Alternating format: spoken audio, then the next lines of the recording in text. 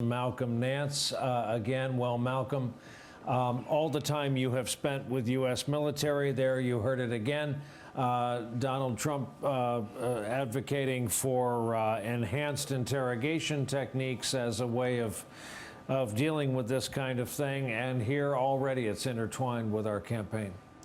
Let me clarify something right off the bat. Salah Abdul Salam may have had a stroke of conscience while he was supposed to carry out his attack at Stade de France during the Paris attacks. He dumped his suicide bomb vest. He rendered safe that bomb vest by removing the detonator. He dumped his cell phone, and then he went to Brussels.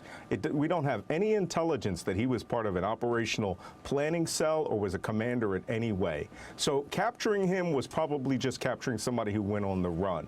But for the most part, this is why ISIS isolates its operation cells away from each other, so that one person who may have been compromised will not know what the others are doing.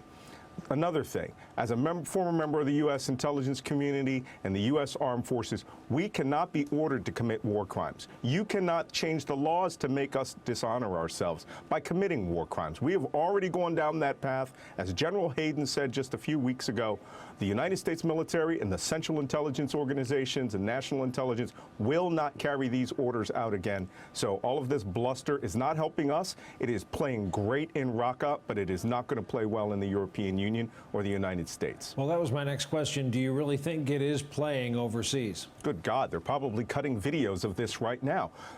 Donald Trump right now is validating the cartoonish view that they tell their operatives and that they tell their terrorists that the United States is a racist nation, xenophobic, anti-Muslim, and that's why you must carry out terrorist attacks against them in defense of their version of Islam.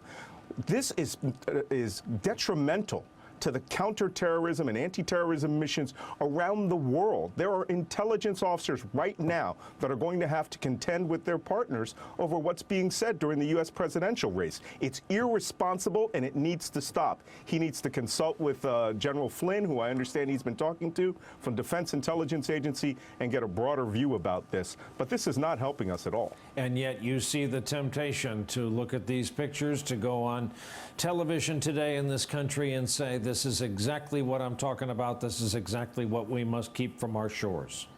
Sure, but this is a fight. This is a fight between two ideologies.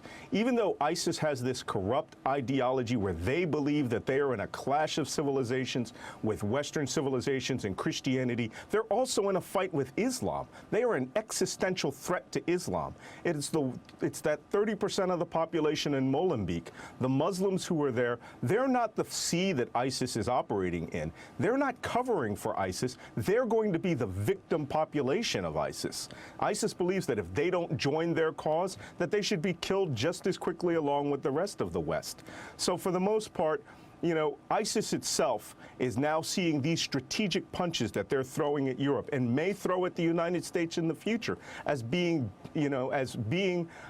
strengthened by some of the rhetoric that's coming out of U.S. politicians. And if they care about our armed forces, they care about the U.S. intelligence process and our European allies, they will know that as commander-in-chief, they have to tone down the rhetoric so that we can get to the job with hunting and killing these people.